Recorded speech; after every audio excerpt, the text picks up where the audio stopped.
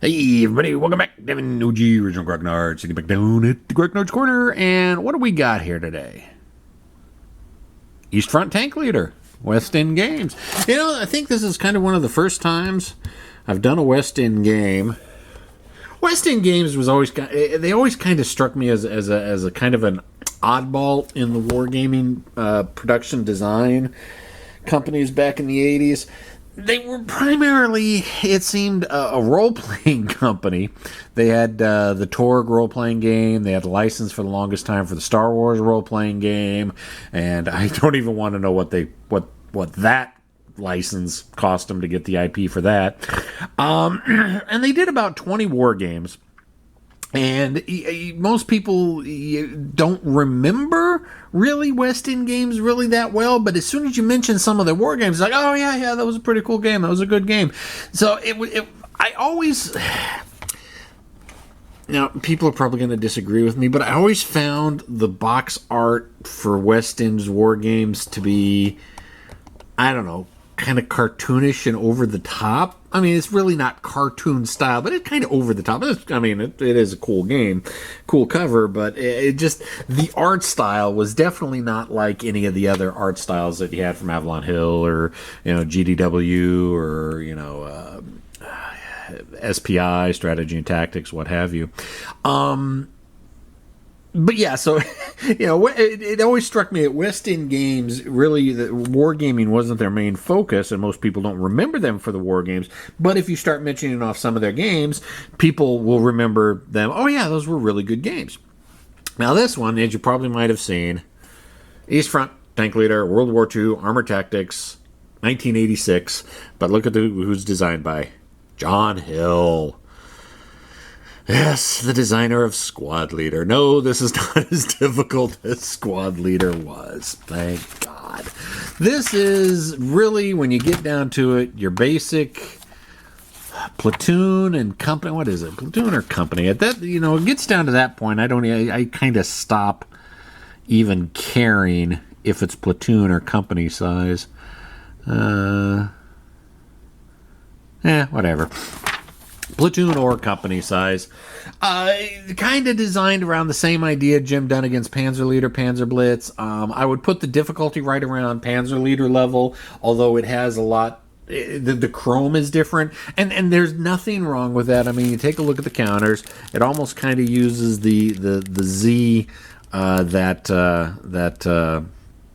Jim Dunnigan did with his. The firepower, range, movement, defense. So you got basically the four numbers as well. But there's a fifth number in here that was... What's the fifth number mean? Oh yeah. So it breaks down their firepower into anti-vehicle and anti-infantry strength. So yeah, you've got like 6 for movement, 12 for anti-tank, 8 for regular defense, 6 movement points, 12 fire, and what have you. Anyways, let's take a look just to make sure, because I'm probably... Yeah, movement allowance, anti-vehicle fire strength, defense, anti-infantry fire strength, and range. So yeah, it broke down anti-infantry and anti-armor, but is the typical platoon company level that Jim Dunnigan originally started with. And there's nothing wrong with that. Like I said, Jim Dunnigan himself probably released at least a dozen titles basically using the same attack, range, defense, movement, just those 4 numbers for a platoon or company level game. And a ton of other people released similar games based off of Dunnigan's original design theory on that. And this is one of those games that follows kind of along with that same design philosophy. But what makes a lot of these games different, and what makes most games different, is the chrome that is in it. Now, this game has got some chrome that I really, really like, and it's got some chrome I really, really don't like. So, let's look at a little bit of what we got with the game so far. And if you've probably noticed, these counters are thin. Oh my God, these are tiny, tiny, thin counters. I do not know what they were thinking, and I'm not sure these are cardboard. I think they're plastic coated because they don't feel like cardboard. I mean, they're a little bit stiffer than cardboard, so I think they might be plastic coated cardboard. So the counters are not the most impressive, and honestly, you kind of look at the vehicle the vehicle silhouettes, and I don't remember some of these vehicles looking like what they're supposed to be. It's like, all right, yeah, they got the Panther right. That kind of looks like a Panther. But let's see if we can find. There's a Panther. Let's take a look. Yeah, so that's a Stug, obviously without the skirts, and I think the barrel's a little too long for what the Stug originally was. And I think that's supposed to be a PZ2. I just the silhouettes just look a little bit off, and I guess the Soviet counters probably look a little bit worse to me than anything else. But that's not really chrome. That's just a design issue. And honestly, when you get down to it, I really don't care what the graphics are. I mean, I've played Metagame Concepts. I started off with Metagame Concepts when you had a hand drawing for your counters. So the counters aren't really that big of a deal to me. It's just how thin they are really does. Because there's a bunch of administrative counters. Also just so thin and tiny, and they look so weak. But so yeah, combat, it doesn't use a combat results table. The combat is basically taking the attack value, comparing it to the defense value, plus terrain modifiers, and then rolling 3d6, adding the numbers together, and taking a look at the chart, combat results table, what the difference is, or what the total is. So say, you've got a tank value of 5, firing a defense of 3, the difference is 2. There's no other modifiers, roll the dice, so you've got 2 plus 10 is going to be a 12, and 12 will be a hit plus 1. You apply the hit plus 1. Real simple combat. I mean, honestly, I think the entire combat rules are about a page long. Not that complicated. Movement, line of sight, pretty much the same thing. I mean, I think movement is less than a page long. So, the rules are, 31 pages long, but you've got designer notes, and you've got unit notes. And then you've got scenarios. There are actually, 15 scenarios in here, which is actually pretty impressive for a box this size. Normally, you would only expect about 10 or 12. So, there's about 19 pages of actual rules. But, 4 or 5 of those are the advanced game, whereas the rest of them are just the actual basic game itself. So, fairly easy combat system, fairly easy movement system. Some of the chrome that it has in it is sighting, and you got to roll dice to try to spot somebody. I think it's kind of a pointless mechanic. I don't like it, but it is what it is. One of the things I don't like about the sighting mechanic is to shoot at someone, you have to see them first, and there's a whole bunch of charts and modifiers and everything, and then you just roll 3d6, and if you get within the parameters, you can, you roll higher than what the spotting number is, you actually spot it and then can shoot at it. My problem is that if you nominate a unit to shoot at somebody, roll to spot, and you fail the spotting roll, it still is considered that you shot anyways. Up to and including that you have to put a fired marker on your unit, making it easier for people to shoot at you, which doesn't make any sense, because if you didn't spot anything, you didn't shoot at anybody. If you didn't shoot anybody, there's no fire markers to be, you don't give away your position. But it is what it is. I don't like the spotting mechanic of it. It does use extremely cool formation cards. And basically the scenarios come down to, all right, use these formation cards, and then that's what you pull the formation cards out, and then and that tells you what your units are. It's like, say, if the scenario calls for B-72, B Company 72nd Tank Battalion, you'll end up with 4 Panther units. And it's got their formation, their C3I formation, and their morale, and what years it was. And, you have mix and match.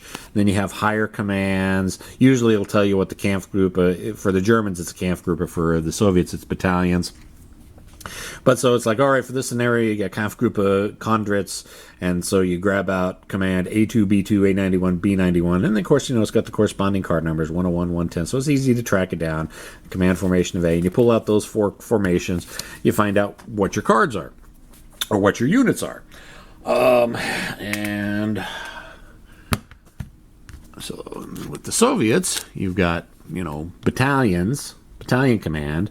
So, it says, all right, you've got 2nd Battalion, 7th Guards Tank Brigade, which is parents of A27 and B27. And, if you're playing the scenario in 41 to 43, your command and control is C. 44 to 45, your command and control is B. So they did a really good job being modular to be able to take the game and play it scenarios anywhere from the beginning of the war to the end of the war. So so you would take, all right, so you need to find A27 and B27 as subordinate cards. That's like 233 is one of the card numbers. Let's see if we can find 233. So there's 233, and there would be the subordinate unit. And if you're playing in 42 to 43, you'd get 3 of these. See, here we are with the Soviets. Like, I can't. Is that supposed to be a T-34? I don't know. That doesn't look like a T-34 to me. And that's supposed to be it doesn't look like a T-34 for the 1945. But so you've got these formation cards, and this is actually how the activation goes. It's not really a chit pull activation like we see with some games nowadays, like Lock and Load's World at War, Nation at War, their World War II, World War III series. This is more. These are your formation cards, and you play a formation card when it's your turn. You want to do something. So, for example, well, I'm not going to pull out a bunch of cards, but it's a card playing for what formations you want to play. You play a card, and if your opponent doesn't interrupt it, then you do operations. With the units of that formation only. Now, the tricky part to it comes into interrupting the opponent's cards, because if I kind of mentioned earlier, you've got C3I, command control communications factors. If you throw down a card, like say the Germans wanted to play this card, throw down a C formation card, because that's what their C3I is. The Soviets, if they wanted to, could throw down an A or a B formation card to interrupt it and take their movement before, take their turn before the German unit does, and it kind of gives, and then of course in return, the Germans could interrupt the Soviet card that just got thrown down. Now the cool thing is, the Germans can interrupt if it's the same C3I or better, but the Soviets always have to have a better C3I card to interrupt with. So if the Germans threw down a C, the Soviets could throw down a B or an A. Say they threw down a B, the Germans could respond by throwing down one of their own B cards or an A card. Say they threw a B card down, the Soviets could only respond by throwing an A card down, not a B card down. So the Germans had a little bit better command and control, and so that little edge that they get in the command and control is they can interrupt a formation with the same C3I as the Soviets, whereas the Soviets have to beat it. Now, the one thing that you got to look out for is that even though you're throwing these cards down, you could have half a dozen cards interrupting each other with formations. You then have to go through in order and then play out those formation cards. So say, all right, so let's do this. Okay, say the Germans throw down that unit, and say, all right, fine. Then the Soviets say they want to throw down B. They could throw down this, and by activating, and especially, well, if they were playing in 1944, 1945, their unit would be a B formation. And when you play a higher command card like this, when it comes to activating, you can activate any of the subunits if they haven't been activated so far this turn. All right, so the Germans seeing, all right, well, the Soviets have got a B out there. Let's go ahead and throw down our own B card. So this would interrupt the Soviets, so that would go first, and then the Soviets would go, oh, well, we need an A formation, and honestly, I don't think there is a single A. Well, there is an A formation. Say they throw down their A formation card. So, and say the Germans don't have any A formations that they want to throw down, or just choose not to. So the way the turn order sequence would then go is this card and one of its subcommands would be played. Then the Germans would have to play this as their next formation. And then after that was played, the Soviets would have to play this as their next formation card. And then finally, the Germans would get around to playing this formation as their formation card. So it's really cool that you can interrupt the opponents formation cards, but you got to be real careful because it can start off a chain of events of things rapidly going downhill with you activating units that for some reason you decide you don't want to after seeing what the opponent activated, or wishing you had saved that card for something later. Okay, so those are the formation cards. Those are how they work. A cool bit of Chrome for both figuring out how to set up the scenarios, how you go about doing command and control, and how you do unit activation. Really cool bit of Chrome. Now we're going to get to the Chrome that I'm not really a fan of. And the thing that kind of distracted me and dissuaded me when I first picked up this game years and years and years and years and years ago. Alright, so 15 scenarios, one map. And it's a pretty good sized map. Let me take the camera off the stand and so we got a pretty good sized map there.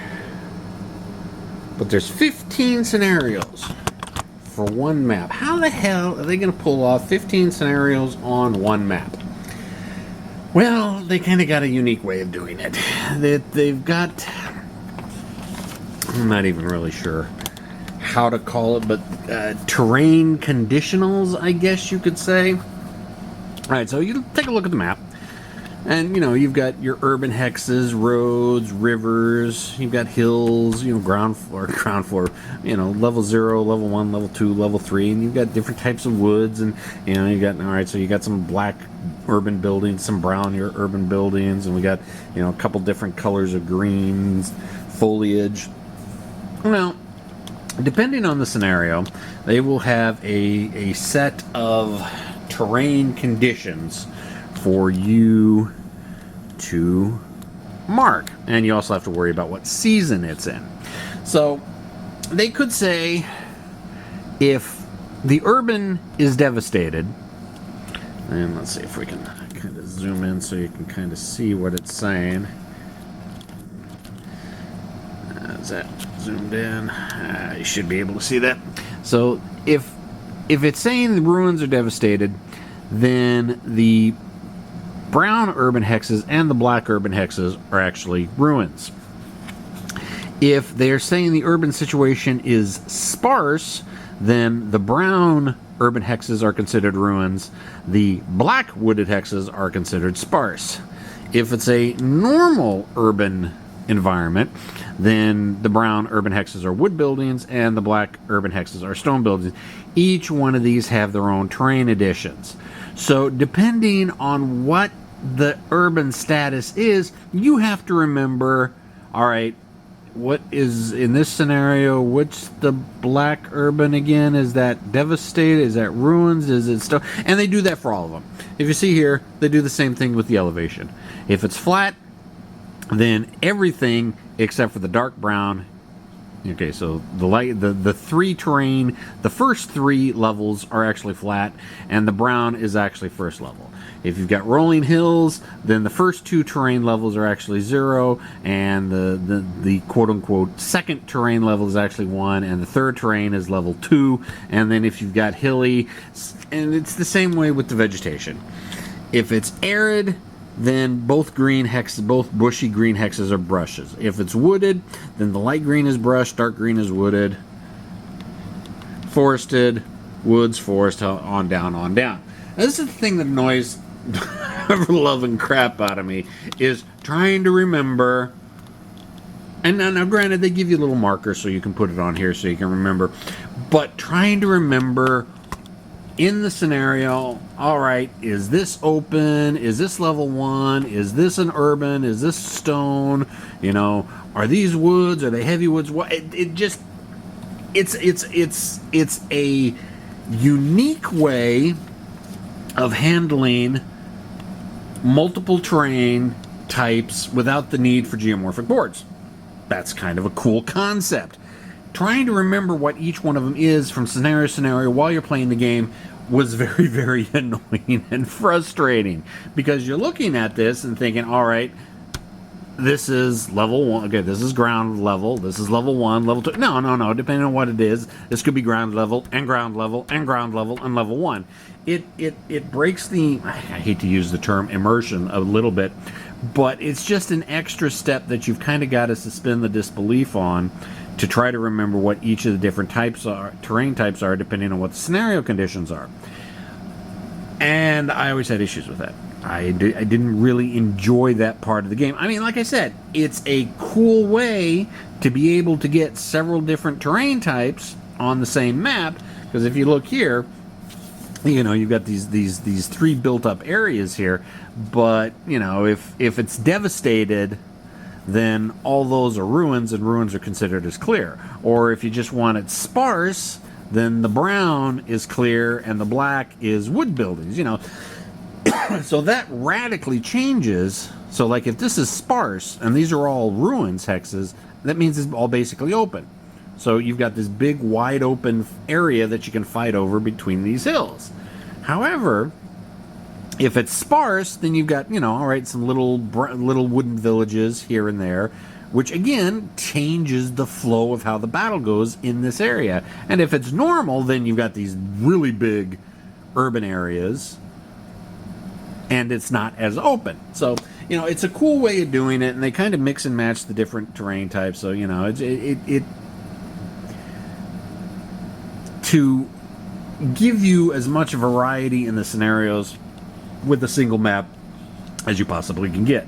Again, in concept, it's really cool. When you're actually playing, it can get really annoying because you can forget, oh, all right, is this a brush, which means it's open, or is it woods? And you start moving your units and you forget, and it throws your entire battle plan off because you happen to forget just what the terrain type was, and it throws your entire battle plan off.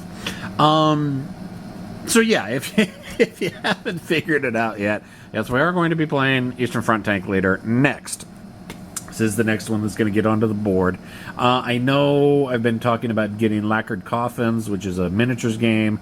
I know the designer. I'm having a problem finding a protractor, and I need a 4-inch protractor because that's what the rules say. He says you can use a 6-inch protractor, but I'd rather go with a 4-inch protractor. Can find 6-inch protractors all over the place. Can't find a 4-inch protractor. I'm still looking. We're going to get to that eventually. Yes. Also, go ahead and zoom in on part of the wall of games, and as you can see there, right next to my copy of Ambush, I've got a copy of the kind of the quasi follow-up successor game, Open Fire. That was a gift to the channel from a kind donator. No, I'm not going to say who it is because I don't want 10,000 people bugging him for free games and donations and such like that. So yeah, we got Open Fire. We're going to try to get that to the table at some point. What else have we got? I need to do something back on the computer. It's been a while since I did anything on the computer. And I've been playing through John Tiller's Budapest 45 for all its faults, and you know, for all its faults, all its quirkiness and everything. I enjoy the Tiller games, always have. You know, the East Front, West Front, Rising Sun. You know, all the stuff that he did back in the 80s when he was, or in the 90s. All the stuff for Talonsoft that he did. And honestly, I've mentioned this before, his basic engine hasn't changed. I mean, his graphics have even actually taken a step back. But they're fun games. I enjoy playing them. Not necessarily the scenarios, but the campaign games are really, really, really cool. And that's really the reason why I play Tiller, is for the grand campaigns. I mean, like right now, I'm playing the Grand Budapest campaigns at 385 turns long. I'm like on turn 81. So I might do a quick preview and overview of that. But so yeah, and I got my football game. I actually sat down with the fast action deck for second season from Play.com. I actually did go a lot faster. I want to get 1 or 2 more games in on my own just to make sure I've got the pacing, and the groove, that I'm into the groove when I'm playing the game. Because if you remember when I tried doing second season last year, it was like, took me like an hour to do a quarter. This time it took me about 20 minutes. And So I just want to get a couple more games just to make sure I've got it down and I can try to get the pace a little bit better. And I'd like to start recording that again, but we'll have to see how quick I can get a quarter down.